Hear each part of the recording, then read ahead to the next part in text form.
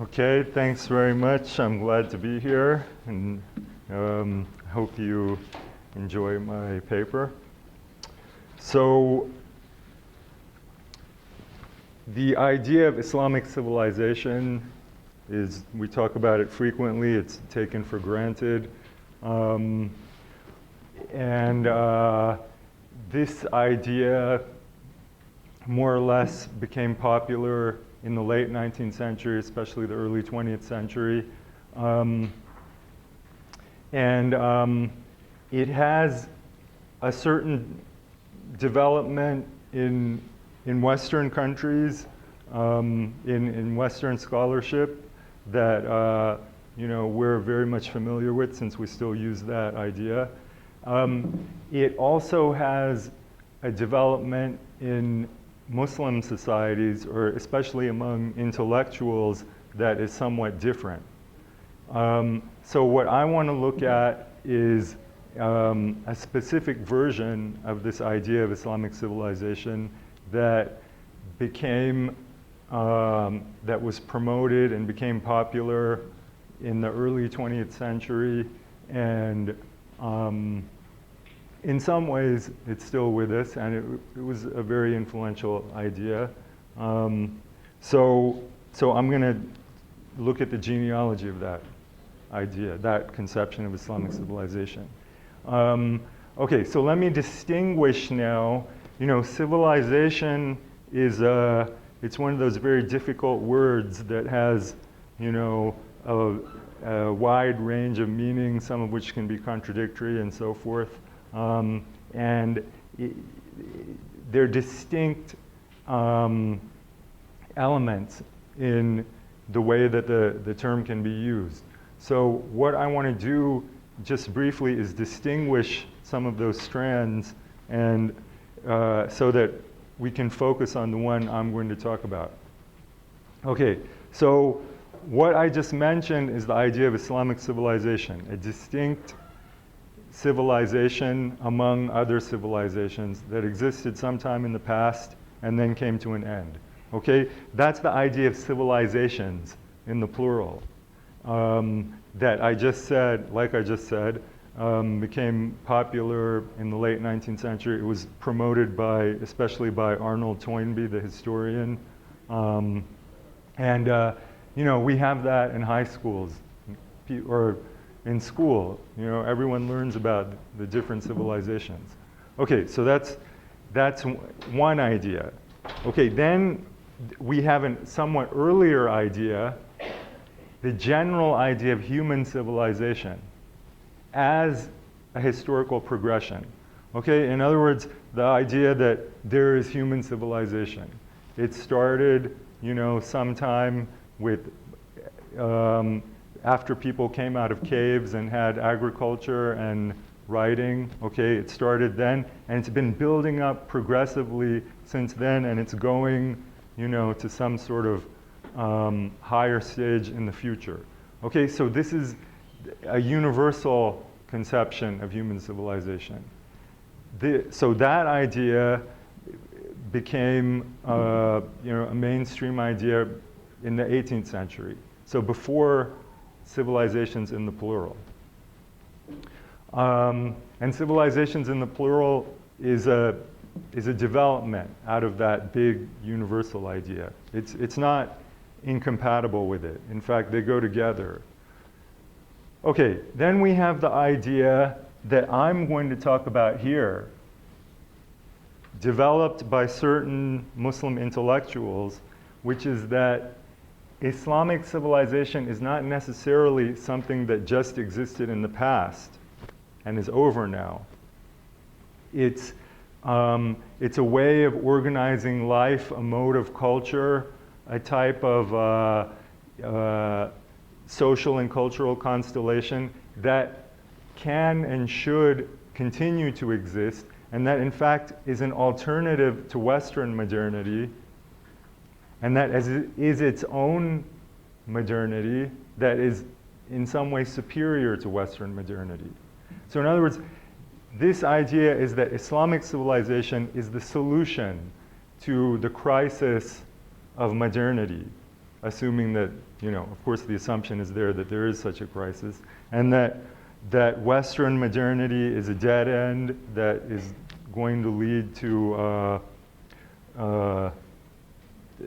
some type of end to human advancement, whereas the way forward can be found in Islamic civilization. So it's not something that's confined to the past and now over with. It's not defunct, or it shouldn't be. Okay, so, and the two main intellectuals who developed this idea that, hopefully I have time to talk about at some length, are Muhammad Iqbal,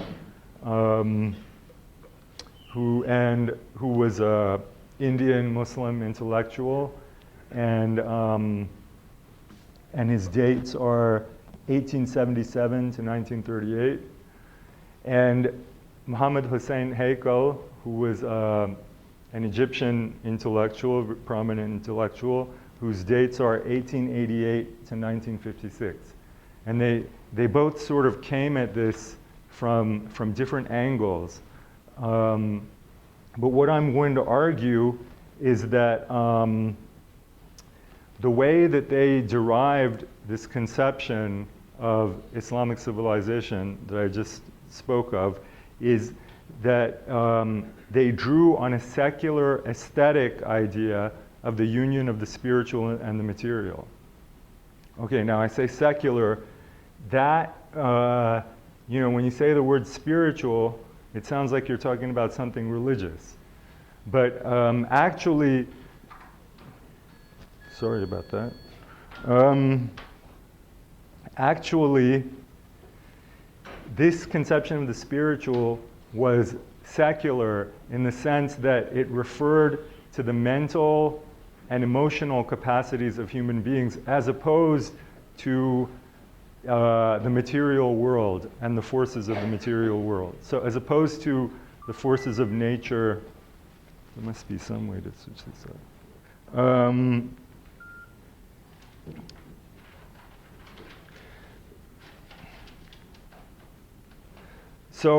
So it's spiritual in the sense of, in a secular sense of the mental and emotional, as opposed to the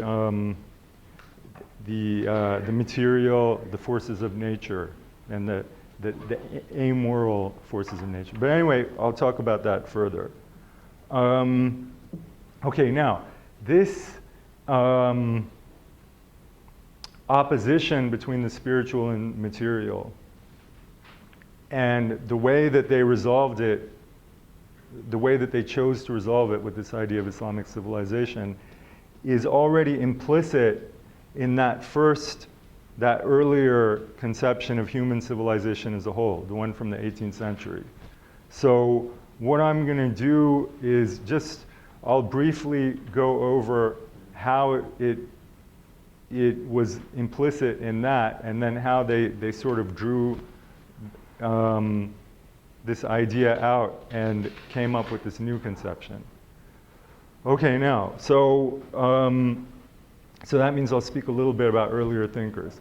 Now, actually, I'm going to go back even further than that, because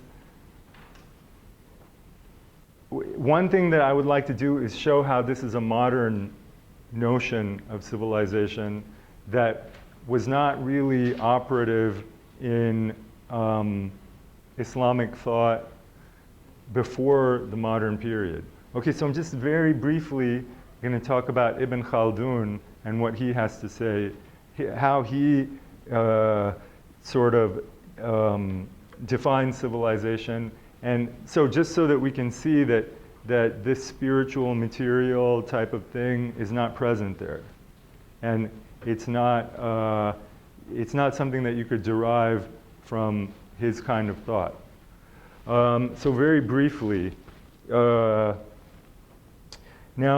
so, as you know, Ibn Khaldun lived mostly in the 14th century. He created what he called the science of civilization. Now, what word are we translating as civilization? Omran in Ibn Khaldoun means urban life. You know, the life of a settled life in which you have cultural and material products. And you have a certain type of social order and so forth. Okay? And he opposes this type of civilized life of living in a city with savage life of living in the wilderness, you know, in the desert. You know, so the ideal type for him for the savage life is like Bedouin tribes, you know, or any type of tribal society that lives in the desert and that moves around, so it's not settled, doesn't have any luxuries of life and so forth. Okay, now so first of all, he's not looking at civilization as some type of historical progression that starts from, you know, a primitive state for all of humanity and then goes, you know, it's not there's no unified conception of humanity here with its own development. Okay, we just have these two states that are opposed to each other. Okay, so that's one important thing. Another important thing is that what he thinks this civilization actually is and how it comes about. Civilization, according to him, is it's the natural goal of people who live in a savage state. So anyone who lives in a savage state, they haven't achieved the natural goal of humanity. There's something driving them towards creating civilization, which doesn't necessarily mean that it will happen. That's not a good sign, is it? Okay. So, so why is that?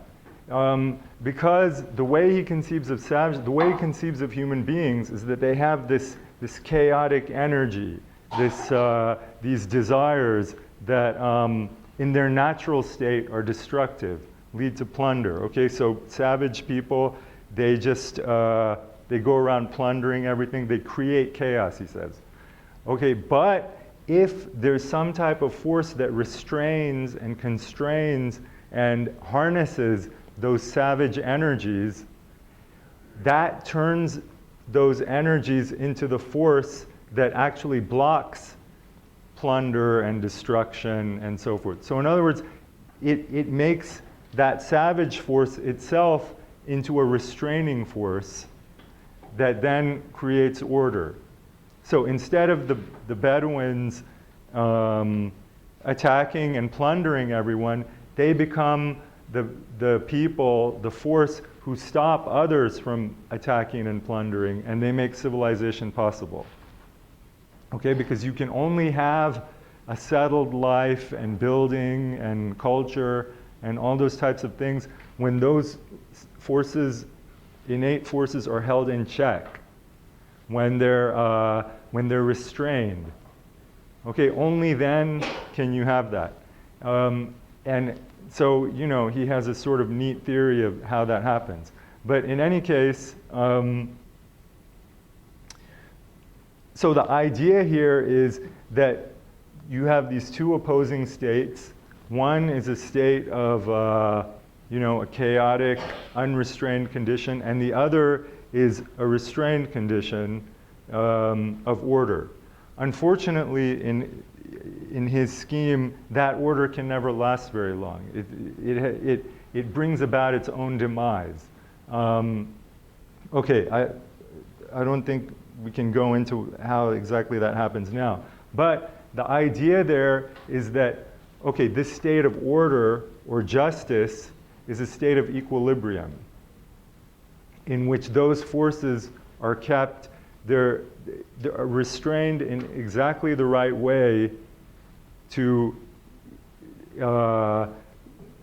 maintain order. Okay, they're not repressed or tyrannized or sort of misdirected to the wrong ends. Okay, but that's what happens. That starts happening as soon as you have civilization. people start to like luxuries. They start to like pleasure. They start to, okay, so then those forces no longer, they once again lead to conflict. Okay, and then and if that becomes dominant, you no longer have justice. That state of equilibrium is gone. Okay, so what he has is a contrast between, basically between chaos and order. Order being a type of equilibrium derived from the chaos or imposed on the chaos. Okay, now, but if we look at, so the idea of justice there is static. The idea of civilization is static. You either have it or it's falling apart. There's no scope there for like some kind of infinite development into the future. Okay, and the reason for that is this chaotic force, it can only become ordered and just when it's restrained externally. Okay, it always requires an external restraint. And the word he uses for that is waza in Arabic. All right, so this leads me to what the key difference between the modern notion of sort of an endless development of order and justice, okay? And so that has to do with the idea that order comes out of some type of innate human desire for freedom. Okay, now this is an innate human desire that generates its own order. It's not ordered by something external. So because it's self-generating, it's internal, and it can only be satisfied when basically all of nature has been ordered in the same way. In other words, all of nature is morally ordered. All right? Whereas, okay, which is something that could never happen, right? It's something way far in the future. But that's what human beings desire. That's their desire for freedom. Anything that blocks that is a constraint on the human desire for freedom. Okay, so you have this type of immanent or internal source of order that is propelling civilization. And it's something common to all human beings. Okay, so those are some of the features that distinguish the modern conception of the progressive history from the kind that Eben Khaldoun had. All right, now, so in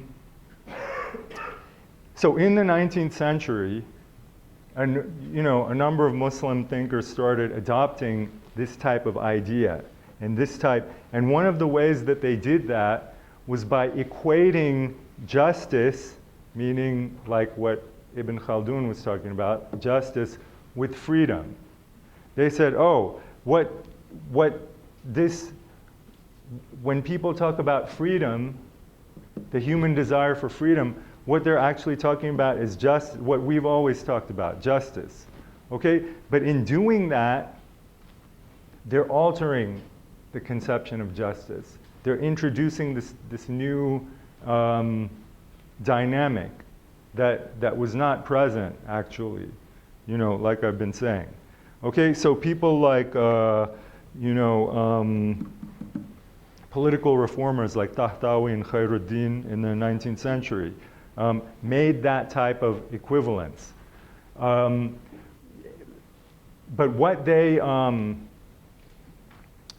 they emphasized, what is this freedom? How does it come about? What they tended to emphasize was either some type of political order, like a constitutional constraint on the king, for example, or the spread of education, that type of thing. All right, so that's basically you could say like the first generation of people who are adopting this view of history and civilization. And they talk about civilization as a general thing. It's that 18th century view. Okay, but if you look at this idea of civilization, there is an opposition between what human beings desire, this desire for freedom and order and that everything should be moral and so forth. There's an opposition between that and the way things are in actual life. Like nature, is not moral. It has some type of order, but it's not a rational moral order. It's blind. Okay, so there's nature and there's actually existing society and life, which is not optimally ordered. It still constrains people to the whatever you think constrains human freedom is still present for most people. Okay, so there's that opposition between we could call it between moral rationality or the desire for freedom and material existence. So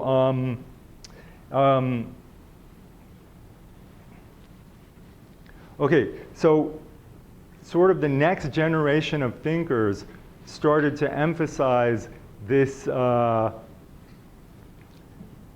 in talking about the development of civilization, in saying, okay, so with the first generation, they're saying, okay, Islam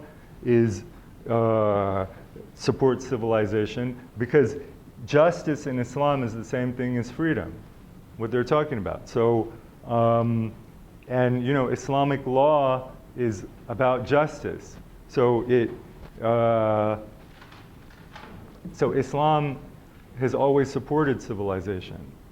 Okay, but then you get a second generation who, instead of emphasizing these political dimensions or the idea that there should be general education or things like that, they defend Islam and its support of civilization by saying that it actually develops the moral, rational capacities of human beings.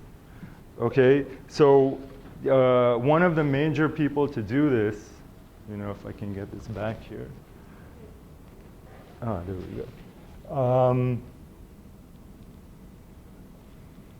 Okay, is this Indian thinker Sayyid Amir Ali.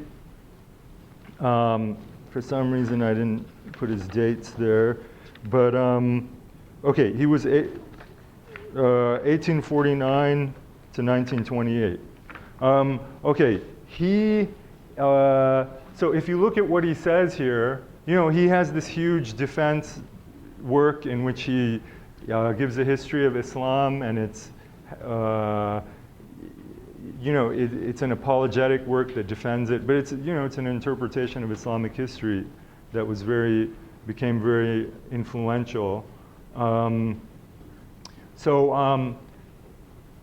Like what he's saying here, that religion ought to mean the rule of life. Its chief object ought to be the elevation of humanity towards that perfection, which is the end of our existence. The religion, therefore, which places on a systematic basis the fundamental principles of morality, regulating social obligations and human duties, which brings us nearer and nearer by its compatibility with the highest development of intellect, to the all-perfect. That religion, we say, has the greatest claim to our consideration and respect. And of course, that religion is Islam, as opposed to, say, Christianity, which still has superstition, mythology, like trinities and stuff like that. Islam is the religion that develops the rational, moral powers of human beings. So in other words, this is the spiritual. These are the spiritual powers of human beings, which are, he's taking this kind of language from liberalism, especially Kantian liberalism, okay, in which that type of development is expressed in a secular form, all right? But what he's trying to do is he's trying to align religion with that type of development. He's saying that Islam is responsible for this. But, the upshot of that is that if you're a Kantian liberal, you don't really need Islam. It's only if you're the masses who you know, couldn't grasp that type of thing on your own, then you would need Islam. And that's, you know, so that's what ends up being the purpose of religion, to sort of make that development accessible to everyone, to people who weren't capable of it otherwise. And also, so what that means then is that there's Islamic civilization is not, it's not really something distinct from any other civilization. I mean, you don't really need, you know, whatever the features were of Islamic civilization, they're not that important. This is the only important thing. And this can happen in, you know, in general human thought without necessarily having Islamic. But of course he's saying that if you have this religion that can reach the masses, then it furthers civilization more than anything else can. Okay, and that's again something that's going to be taken up by the later thinkers, but transformed in their own direction. Okay, now let's get to the more, okay, I'm going to have to hurry up a little bit here. But let's get to the more, the aesthetic element in all of this. Okay, you have this opposition between the spiritual and the material, between human desires for moral order and the material world, the natural forces. Okay, how do those things come together? How do they come together within human beings? You know, how do we get, if we start out as, you know, natural beings with natural passions and so forth, how do we become, you know, morally rational? What gets us there? Or with in the world itself, how does this this unification of the two come about? Okay, so you know, people address that issue in different ways, but one very important way that they addressed it was to say that artistic beauty is the mediation and even the union between these two dimensions of reality. So on the one hand, so within a human being, artistic beauty as a form of perfection, of perfect order, trains our emotions, you know, it attracts our emotions, and by doing that, it sort of attaches them to an ideal of perfection. Okay? And then on the other hand, a work of art itself is what you could call the actualization of freedom in a material, within material, or within materiality. Okay? So it is that fusion of order and of the material world that we're striving to create, you know, sometime in the future, which is the goal of history, right? So, so in other words, that work of art, by attracting us with its beauty, it also gives us an image of that state of perfection, of perfect order within the material world somehow, that where human history is actually striving for. All right, so it combines freedom with material necessity and constraint. You know, it's like all these opposites are unified in it, and including within us, like emotion and reason.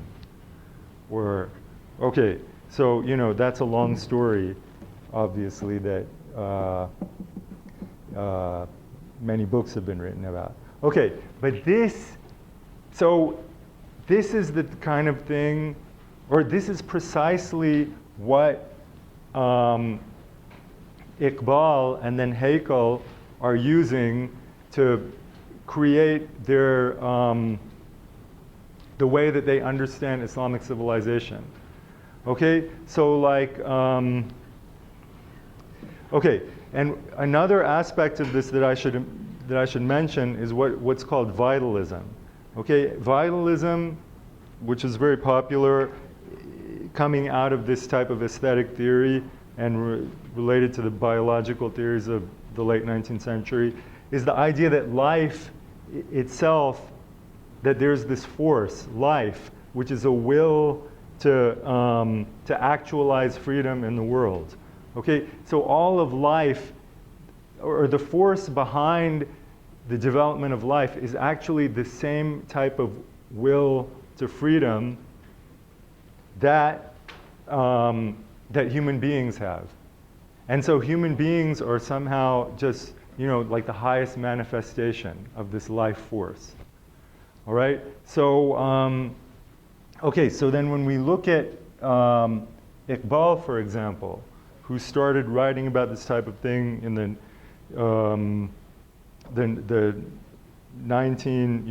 I think the first thing he wrote to this effect was 1908, but then especially after that, he wrote these major poems and he became very famous with them. Okay, he adopted this type of vitalist view, but he identified it with Islamic civilization. Okay, and so we can look at that in this next quotation I have here. Okay, he says, man must be regarded as a unit of force, an energy, a will, a germ of infinite power, the gradual unfoldment of which must be the object of all human activity. The essential nature of man then consists in will, not intellect or understanding. Okay, so what you see here is he's this whole idea of how do you motivate rationality. Okay, rationality is great. We want the world to be moral and so forth. But how what makes people move towards that? Okay, it has something to do with emotion. The motivation of human beings has to somehow be emotional, right? Okay, or what he's calling will, as opposed to intellect. Okay, so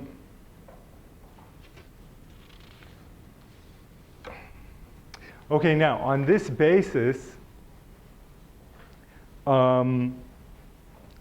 it's on the basis of will that we're motivated to change the world and make it moral, make it correspond to freedom, correspond to our internal desire as human beings.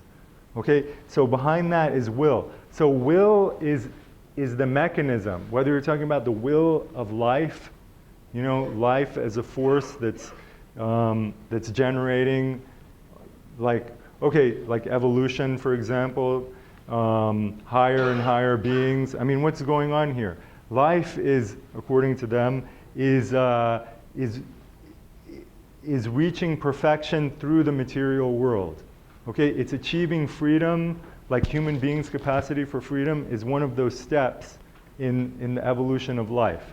Okay, and so will, what he's calling will here is the mechanism by which this union of the spiritual and the material comes about. So, and now he's identifying Islamic civilization with that. What he's claiming is that Islamic civilization is the one that actualizes this. Okay, so before I get to that, let's just look at how there's a complete parallel between this type of will that causes us to change the world, to engage in creative action, and poetic creation. So if you look at this, these lines here from his famous poem "Secrets of the Self," he's saying that we have this this internal, what he's calling an imprint of beauty already innate to the human self, and so that our desire to create beauty comes out of that, And that's what, poetic creation is. But at the same time, that's what civilization is. That's what human beings try to do. That's what it means to be individuated. What he was talking here, a unit of force, a germ of infinite power. This unfoldment of that unit of force is precisely creating this order within the world, transforming the world. That's what he means by the unfoldment of the germ of infinite power. Okay, so he's identifying it with poetic creation. Now he's also identifying that with what he calls love. The Sufi conception of love. He's equating it with this this life force, this impulse towards perfection. So in that way, he can again connect it with the thought of medieval Islamic mystics, especially Rumi. He can use the whole language of Sufism to talk about this. So again, that creates the identification with Islamic civilization. Okay, so again, we can look at how he. Okay, this is another poem, Mosque of Cordoba, Masjid de Cordoba. Again, okay, that's the famous mosque in Spain, very beautiful. Okay, that gives him the occasion, again, to unify this, what was a secular aesthetic idea, to make it religious, okay? Because the mosque is a work of art, but at the same time, it's a mosque. It's a place of prayer. So basically, it allows him to identify prayer with artistic creation, love of beauty, and so forth. Okay? And notice that he said the miraculous work of art comes into being from the heart's blood, because it's innate human desire. A drop of the heart's blood turns clay into spirit. Okay? Turns clay into spirit. So in other words, that's precisely that unification of or transformation of the material reality into spiritual order. Okay, so then he transfers that to, okay, I probably won't be able to go too much into Haeckel, but so if we look at the next thing he says about Tawheed. Okay, so what he's arguing is that it's not just, that this mosque of Cordoba is a cultural product of Islamic civilization. This is what Islamic civilization was all about. It was producing the union of the spiritual and material everywhere, all over the place. That's all it was. Okay, so the social order, the political order, the rituals, everything is aimed towards that end. Okay, so for example, with this Tawheed, the idea of the unity of God, the way he defines it is equality, solidarity, and freedom. Does that ring a bell with anyone? The state, from the Islamic standpoint, is an endeavor to transform these ideal principles, the ideal principles, of the French Revolution, into space-time forces, an aspiration to realize them in a definite human organization. Okay, so these are spiritual principles that all human beings are aiming for and desire innately, but Islam transforms them into space-time forces. It realizes them in the human social organization. Okay, so let me just finish. Okay, so with Haeckel, there's a lot of overlap with Iqbal. Now, the main point of overlap that I'll just finish with here is that this idea, okay, the separation of church and state. Okay, everyone was very fascinated by how Europeans have the separation of church and state, but Muslims don't, supposedly have the separation of church and state. And okay, so does that mean Muslims are messed up? No, actually it means that Europeans are messed up, because that is the separation of the spiritual and the material. Because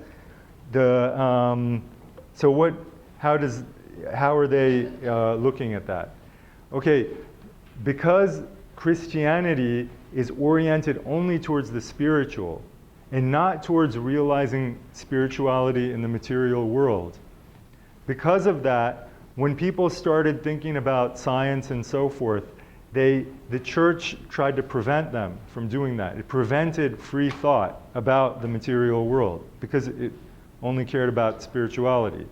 So that created this division between scientific thought about the nature of the material world and spiritual values, the values that human beings are aiming for. So because of that, you have this division in Western civilization that means it can't achieve that unification, because scientific thought is forever sundered from morality, spirituality, freedom, and so forth. Okay, so the result of that is that you have capitalism, colonialism, nationalism, all these nasty